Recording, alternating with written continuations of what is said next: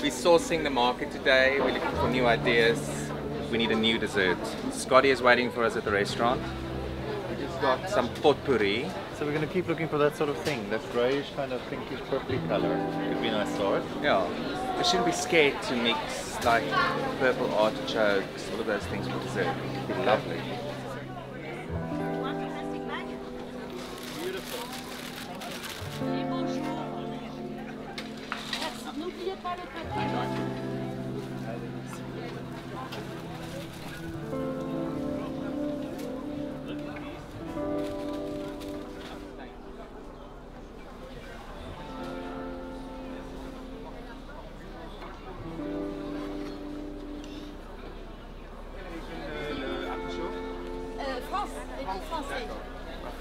Français. 11 euros, 15 et 5,20. Merci. Merci à vous. I love your glasses. Elles sont sales, hein? Dégueulasses. Some lavender from Provence. This is from a small village in, it's actually close to Lacoste, which everybody knows as just the techies. These are harvested. It's normally July. It's the best time to go and look at the lavender fields, and I just want to sleep. I also like the fact that they're sun-dried. You can see that they're not being like treated or anything. They're just 100% sun-dried lavender. And yeah, that's the flavor is Very strong. very strong. We wait for 2-3 months of the year just for these babies, and the rest of the year you can pickle them in oil and do anything. But this dessert that we're working on is going to have this soft white puree of artichokes. I particularly chose these because they are from a local farmer and they were not just from any European producer. And it makes all of this really special, is that it's hand-picked. Okay, so well, this is really what we're after and what inspired everything. The ideas just went from potpourri. I think I messaged you a few months ago and talked about potpourri pudding or something. Well, the colour scheme as well. Yeah. Beautiful. All of this works really nice together. It's like purple summer. Oh my god, those are next level.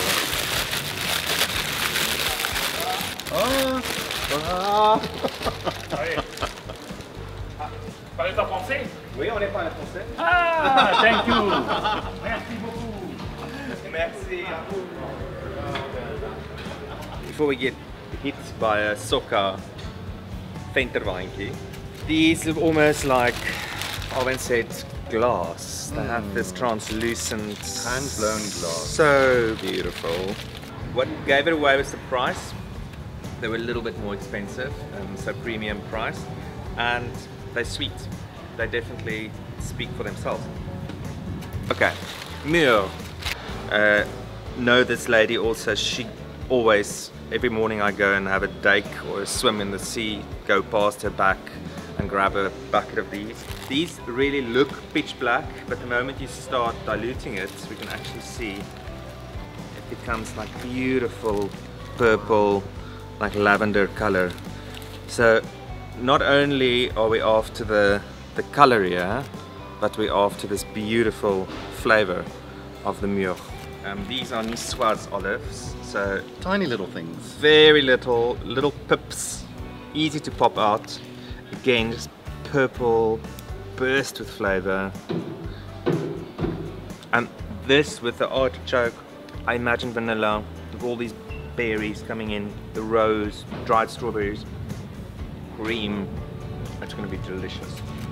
Not the normal average fig, but they are incredibly rich and very ripe.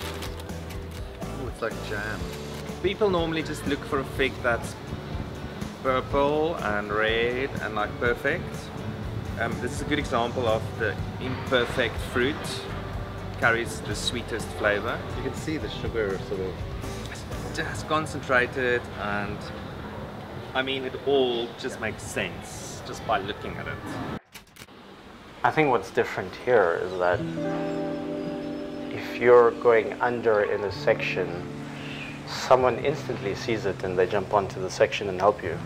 There's never a moment where you're alone in this kitchen. There's always someone there to support you or have your back, and you know, like, it is a stressful industry alone, so...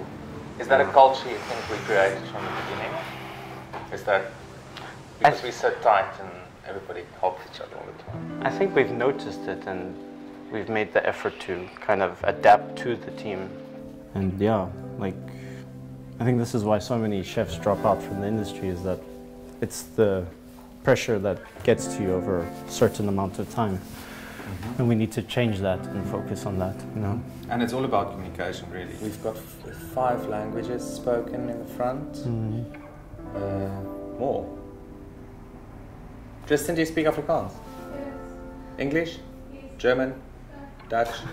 You're supposed to say yes. No, I think it's, I mean, we're not Emirates that you get on board and they say, like, we speak 11 languages today on our flight, but we keep changing, and it's a nice cultural exchange here. And I mean, even like staff meals, we ask the local kind of people who's from, like, for example, Mexico, to give us a Mexican dish for staff food, and that's how we kind of exchange cultures and things. Eating each other's cultures' food, that's really when you kind of open up ideas.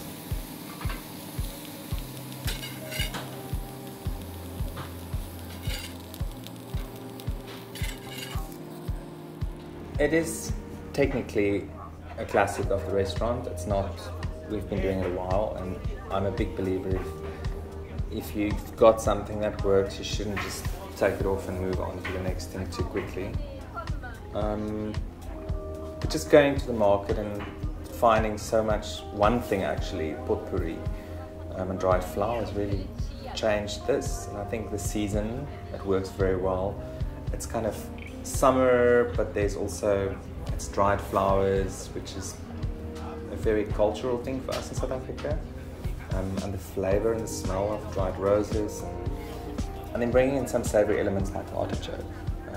It's, you know, I think it's pretty cool. And it's also what we know, just elevated. Well, I figured it's summer at the moment, so you don't want something too heavy, like maybe an artichoke soup or anything, something like that. So Open it up a bit. I thought maybe pickling the artichokes would be really fresh, you know, something vibrant, a nice vanilla and cider apple vinaigrette to go with it, you know. Nothing too heavy for the summer day. So, yeah. It's beautiful. Yeah, the market really inspires. Nature works almost the same as what happened today.